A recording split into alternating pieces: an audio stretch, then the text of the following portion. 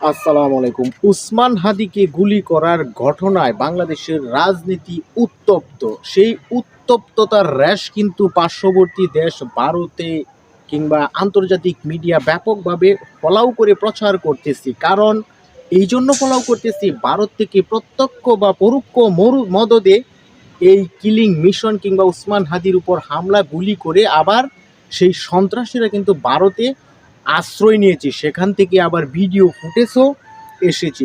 এই উসমান হাদির গুলির কেন্দ্র করে বাংলাদেশের রাজনীতি উত্তপ্ততা এবং সর্বদলীয় একটি সমাবেশ, বিশেষ করে বিভিন্ন রাজনৈতিক দল এবং সংগঠনের নেতৃবৃন্দ ভারত বিরোধী বক্তব্য দিচ্ছে এই কারণেই যে এই মিশনটা ভারত থেকে পরিচালনা করা হয়েছে এবং সন্ত্রাসীদেরকে সম্পূর্ণভাবে ভারতেই আশ্রয় দেওয়া হয়েছে। সম্প্রতি হাসনাত আবদুল্লাহ সহ বেশ কয়েকজন নেতা এবং জুলাই বিপ্লবী বাংলাদেশের সন্ত্রাসীদেরকে যদি ভারতে আশ্রয় দেওয়া হয় আর বাংলাদেশকে যদি অস্থিতিশীল কিংবা বাংলাদেশের পরিবেশ উত্তেজনাপূর্ণ অবস্থায় নিয়ে যায় দিল্লি কিংবা ভারত, তবে সেভেন সিস্টার বিচ্ছিন্ন এবং সেভেন সিস্টারেও উত্তপ্ত ছড়িয়ে কিংবা মদত দিয়ে সন্ত্রাসী গোষ্ঠীকে তারা যেভাবে স্বাধীনতার আন্দোলন করছে তাদেরকে মদত দেওয়া হবে, এমন বক্তব্যের পরেই কিন্তু দিল্লির নরেন্দ্র মোদী সরকারের টনক নড়েছে।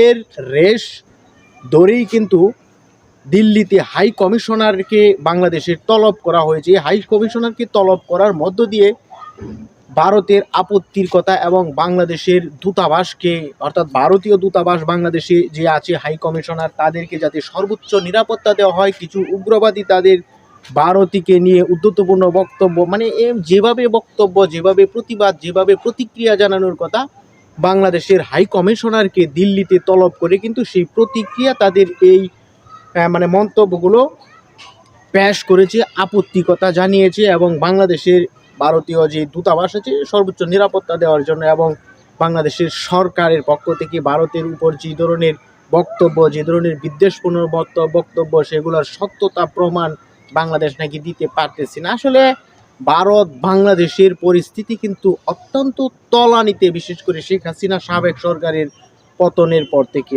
এখন বাংলাদেশ আর ভারতের সম্পর্ক যদি এই পর্যায়ে এভাবেই অতিবাহিত হয়, বাংলাদেশ এবং ভারতের জন্য ভালো হবে না। কারণ প্রতিবেশী দেশ আমাদের বৃহৎ ভারত এবং আমরা দেশ রাষ্ট্র ছোট হলেও কিন্তু আমরা ভারতের পেটে কিংবা ভারতের বলয়ের ভিতরে। আর এই ভারতের বলয়ে কিংবা আপনার পেটে যদি খারাপ হয়, সারা শরীর অঙ্গ প্রত্যঙ্গই কিন্তু খারাপ হবে, দুর্বল হবে। সুতরাং বাংলাদেশকে নিয়ে ভারত